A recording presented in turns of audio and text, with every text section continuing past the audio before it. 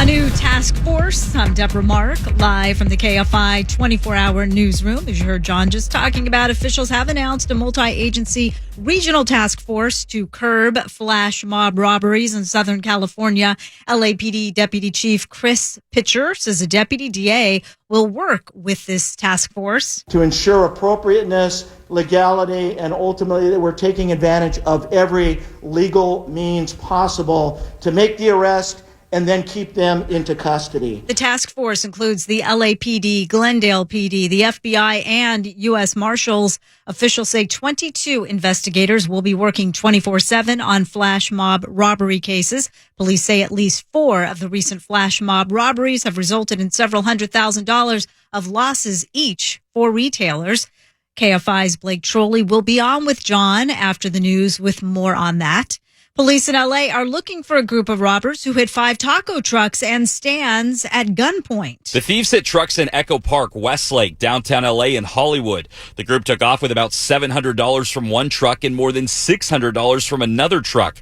In one of the robberies, the thieves dragged and pushed a woman who works for the truck. Police say at least 3 people were involved in each of the robberies. They got away in a white Honda Civic. In L.A., Blake Trolley, KFI News. I want to get Blake Trolley in here as quickly as possible because Karen Bass today held a public announcement to explain the newest task force to take on the smash and grab retail robberies. And, you know, task forces are something I love more than life itself. Nothing better than a new task force. Can we also get the alarm? Is the alarm still available in here? See, there it is. We play the alarms here. This is the real emergency is this mass theft at this point in time. I mean, when you just look at the numbers, I was doing the math, and in the last couple of weeks, you can point to nearly $1 million in theft from just a few of these cases. We got an update today from the Glendale police chief, and he had said that from that Yves Saint Laurent store, we were told around $300,000. That number is now up to more than $400,000. We were told more than $300,000 for the Nordstrom in Canoga Park.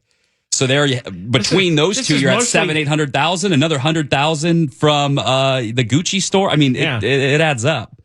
These are handbags, Deborah. Look at that. $1 million worth of handbags. I know, they're expensive. Apparently, there was only 5 handbags they've stolen. You know, Deborah, every time I went and covered one of these, I looked to see if they fumbled one on the street for you. Oh, you're so sweet. Taking a look. Well, keep looking. Would that be legal? If a thief drops a handbag, you legal for you to pick it up? He doesn't know. That's true. Happens to find it. All right. Don't ask questions, Blake. Yeah, don't worry. Nobody heard that.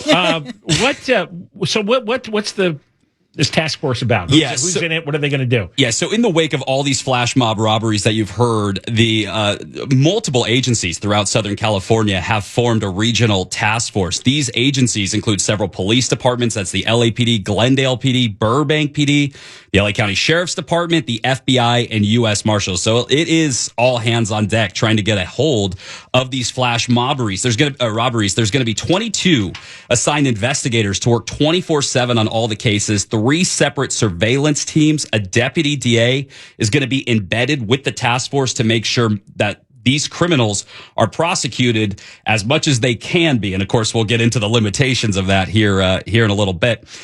2 investigators with the DA's office are also going to be working on this case. So you got 3 representatives right there from the LA County DA's office. Police are going to be using cell tower information, cyber information, informants. They're going to be looking for a link between all these crimes. And that's something we were just talking about off mic, is if these are connected. Okay. Is this a master gang?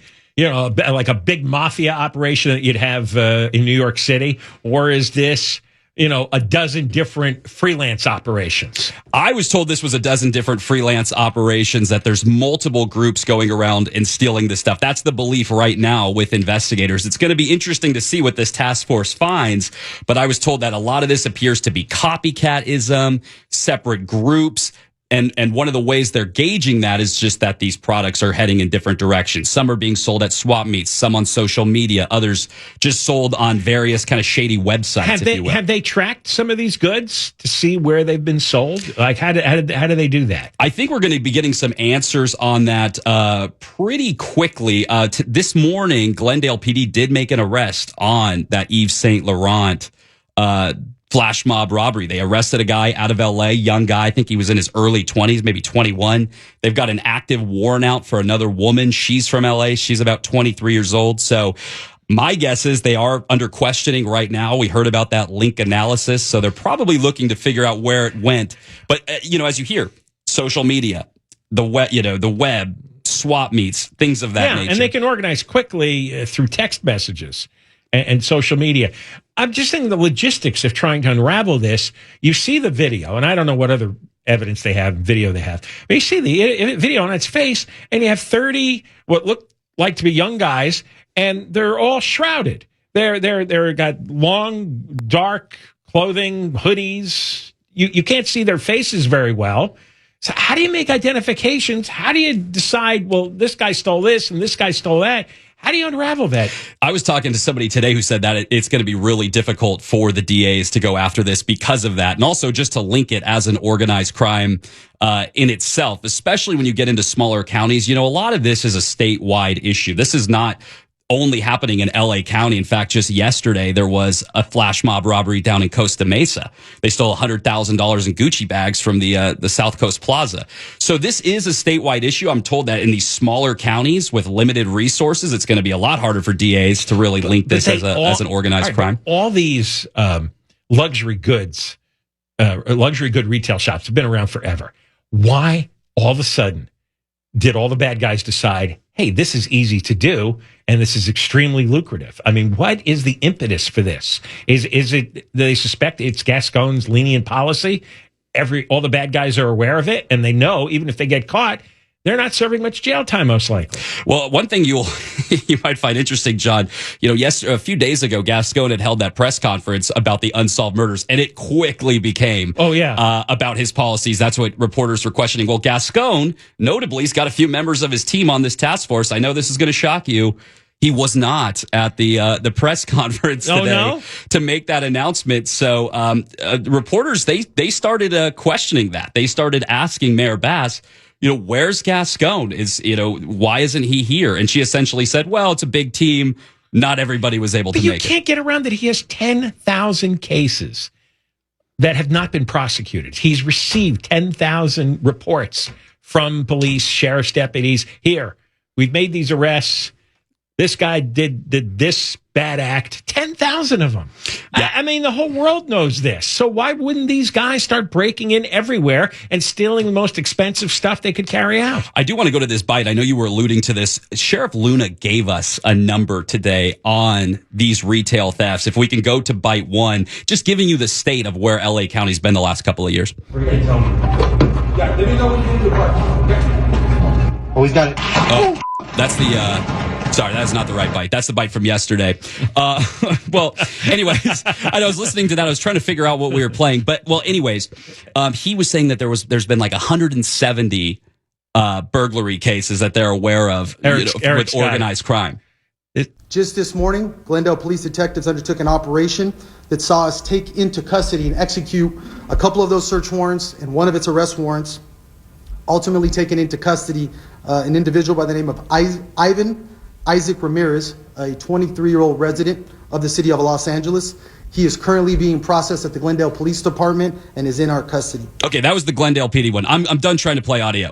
Okay, we're going to give up on that. The bottom line is the sheriff, Robert Luna, said they're aware of 170 recent organized retail thefts.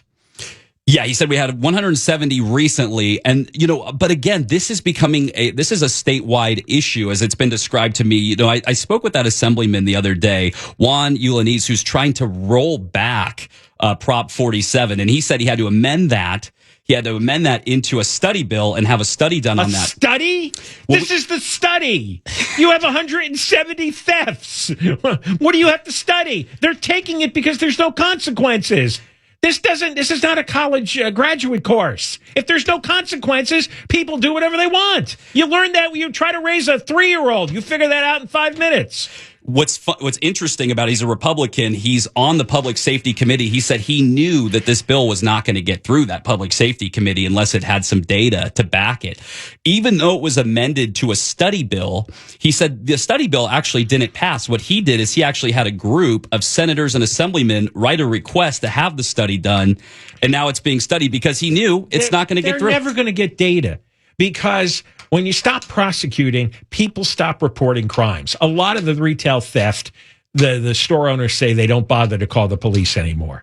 And if the police show up, they don't bother to investigate. So you don't get the arrest. It doesn't go on the record. That data thing is a dodge. They don't want to put people in jail. And they'll say anything and throw up any kind of smoke screen to keep themselves from being scrutinized. Well, what Ulanise's office told me, too, about the issue with Prop 47 is he says they said it emboldens criminals. So now you have even more theft. So you have a bunch of these little misdemeanor cases that DAs are getting overwhelmed with up and down the state. They can't keep up with them. So because of the policy, you have criminals who feel emboldened to commit these acts. And then you have DAs that are getting so swamped, they can't even keep up with the misdemeanor punishment. So there's no consequences. That's the grand result. There's anybody who has the desire to steal is stealing now. And they're not worried about anything. Well, that's the concern, and those are the numbers they're trying to get through this study. And again, the study bill wasn't even passed. Just a bunch of bipartisan legislators said they signed a letter to the side of passing a bill to a study group saying, please study this so that we can have some data. So that's where that's at. All right, Blake. Thank you very much. All right, thanks, John. Good reports. We will continue on this because it's going to keep getting worse. No matter how many press conferences they have and task forces that they have and study groups, the criminals know it's a lot of nonsense. They know nothing is going to come of this. So what do you think is going to happen tomorrow and next week and next month?